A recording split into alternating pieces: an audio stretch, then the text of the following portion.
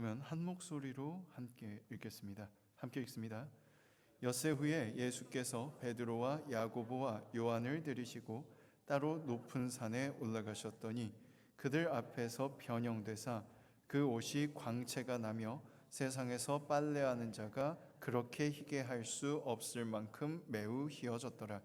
이에 엘리야가 모세와 함께 그들에게 나타나 예수와 더불어 말하거늘 베드로가 예수께 고하되 랍비여 우리가 여기 있는 것이 좋사오니 우리가 초막셋을 짓되 하나는 주를 위하여 하나는 모세를 위하여 하나는 엘리야를 위하여 하사이다 하니 이는 그들이 몹시 무서워하므로 그가 무슨 말을 할지 알지 못함이더라. 마침 구름이 와서 그들을 덮으며 구름 속에서 소리가 나되 이는 내 사랑하는 아들이니 너희는 그의 말을 들으라 하는지라. 문득 둘러보니 아무도 보이지 아니하고 오직 예수와 자기들 뿐이었더라. 아멘. 감사합니다. 오늘도 주님을 사랑하셔서 예배 자리에 나오신 여러분들에게 주님 사랑이 가득하기를 간절히 소망합니다. 오늘 함께 나눌 말씀의 제목은요, 은혜 받은 사람들, 은혜 받는 사람들이라는 제목입니다. 딱 예상이 오는 게 혹시 있으실까요? 오늘 말씀을 보면 예수님께서 베드로, 야고보, 요한, 우리가 흔히 수제자라고 말하는 이 세 사람을 데리고 산에 올라갑니다.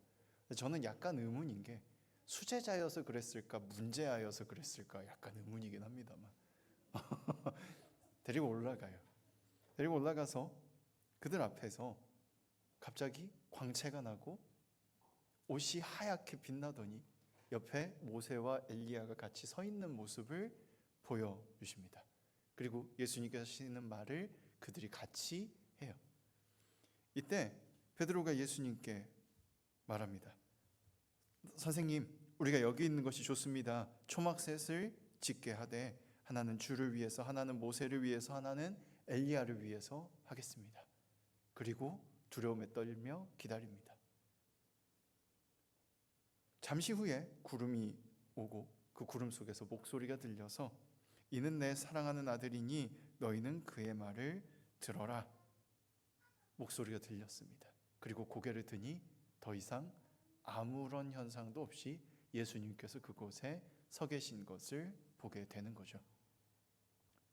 성경에서는 두려워하는 부분만 나왔습니다만 아마도 그 당시 유대인들의 입장에서 생각해 보면 그가 얼마나 감동을 받았는지는 굳이 설명할 필요가 없어서였을 거예요.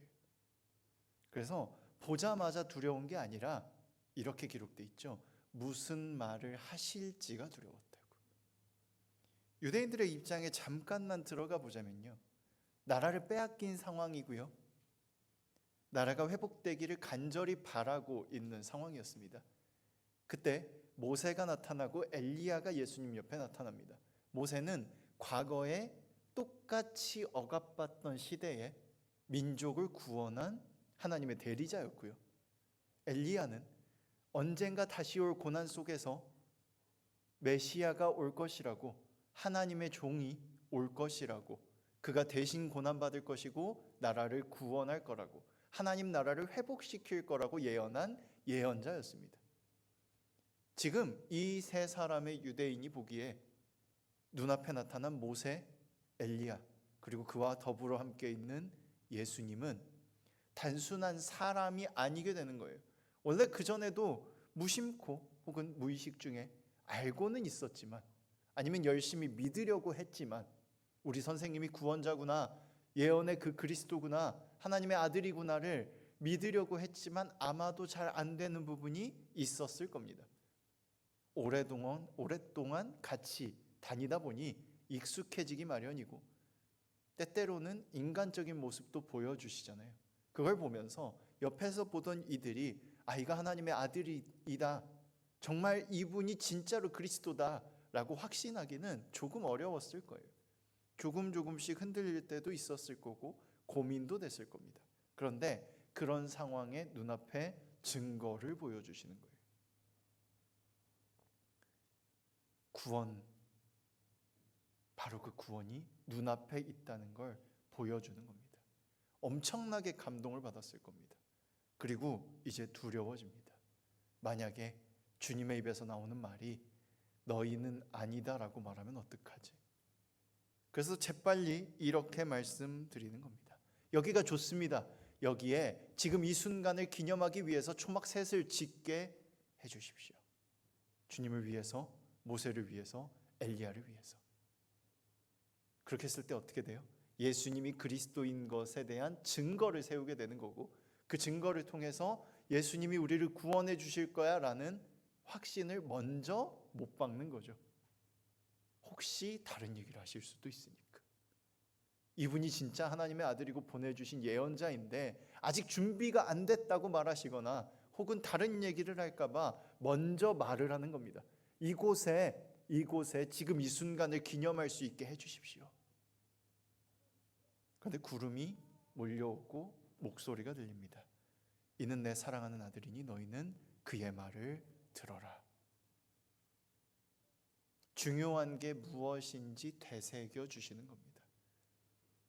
그리고 나서 내려오는 길에 우리가 읽진 않았지만 익히 알다시피 예수님께서 제자들에게 말씀하십니다.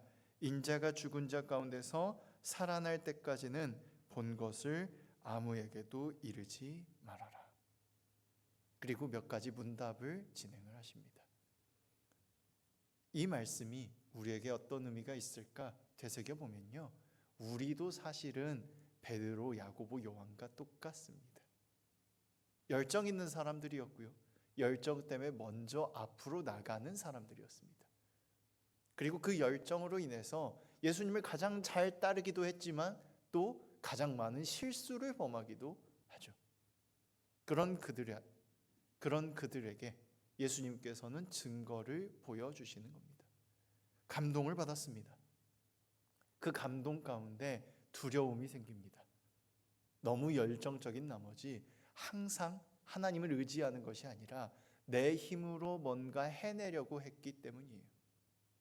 전승에 따르면 베드로는 칼을 차고 다녔죠. 요한과 야고보도 아마도 칼을 가지고 있었을 것이다 라고 학자들은 추측합니다. 왜냐하면 이 세 사람이 대표적인 무장 독립운동가였을 가능성이 굉장히 높기 때문이에요. 그런 그들은 열정으로 뭐든지 해결하려고 했고 힘을 가지고 해결하려고 했고 내 손으로 뭔가 이루는 것이 익숙했습니다. 열심히 도전하는 것이 익숙했어요. 그런 그들을 만나주신 예수님께서 흔들리는 그들 앞에 증거를 보여주십니다. 그들의 마음에 어땠을까요? 아, 됐다. 이것이야말로 증거구나 하는 마음과 동시에 내가 뭔가를 해야 된다는 불안이, 지금 놀라운 광경을 봤잖아요.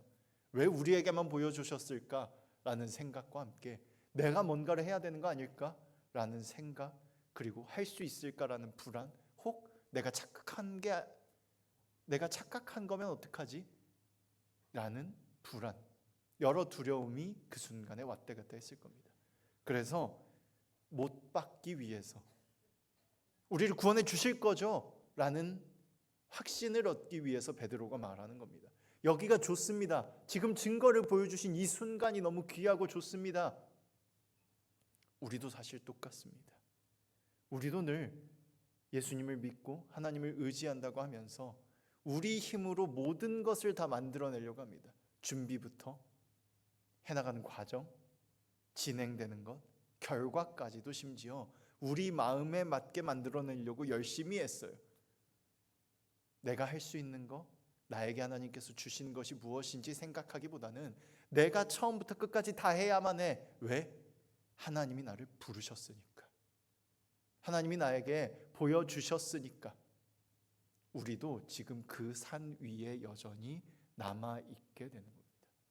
불안과 두려움, 원하는 대로 되면 좋을 텐데 안 되면 어떡하지? 내가 아무것도 할 수 없는 존재면 어떡하지? 라는 불안이 우리 안에 끊임없이 있습니다. 그래서 우리에게 보내주신 옆에 있는 동역자들을 바라보지 못해요. 그리고 하나님이 나에게 지금 뭐라고 말씀하고 계신지, 예수님께서 우리에게 지금 무슨 말을 하고 싶으신지를 귀 기울이지 못하게 됩니다. 내가 하고자 하는 욕심, 혹은 내가 하는 것이 너무 익숙해서 곁에 있는 이들과 함께 나가는 것, 주님의 음성에 귀를 기울이는 것이 익숙하지 않거나 불편하기 때문입니다. 그래서 우리는 자꾸만 과거의 은혜에 갇혀버리고 맙니다. 언젠가 만났던 그 하나님, 살아계셨던 그 하나님, 나에게 감동을 주셨고 나를 사랑한다는 걸 말씀해 주신 그 하나님에 자꾸만 집착하고 다시 그 하나님을 만나려고 합니다. 하나님은 거기 계시지 않고 여기 계신데, 지금도 여전히 우리 곁에서 우리를 향해 말씀하시고 가르쳐 주시고 우리 곁에 소중한 동역자들을 붙여주시고 때론 서로 안 맞더라도 합력하여 선을 이루게 할 수 있도록 각자에게 필요한 것을 말씀해 주시고 각자 할 수 있는 것을 허락하시면서 지금도 여전히 우리와 함께하고 계시는데, 우리는 자꾸만 과거에 만났던 그 순간을 기억하며 주님, 그때의 감동을 회복하여 주십시오라고 기도하는 겁니다. 그리고 그때의 감동과 그때의 영광을 회복하기 위해서 열심히 애쓰고 안 되는 것을 되게 만들려고 합니다. 주님께 귀 기울이지 못해요. 그러나 오늘 말씀에서처럼 하나님은 우리에게 말씀하십니다. 귀를 기울이라고요. 주님은 여전히 우리 곁에 살아계십니다. 우리와 함께 계십니다. 체험했던 그때에 머물러 있는 주님이 아닙니다. 우리 곁에서 우리가 성장하고 변하는 만큼 여전히 우리 곁에 계시며 우리와 함께 계시고 우리에게 말씀해 주시는 하나님이십니다. 진실로 살아계신 하나님을 만날 수 있길 소망합니다. 하나님과 동행할 수 있길 소망합니다. 두려움을 내려놓으시고 집착을 버리고 주님께 귀 기울일 수 있기를 간절히 소망합니다. 기도하겠습니다. 사랑의 하나님, 감사합니다. 우리가 은혜 받았던 사람, 은혜 받은 사람이 되지 않고 오늘 은혜를 받은 사람이 될 수 있도록 도와주시옵소서. 여전히 우리 곁에 살아계심을 믿습니다.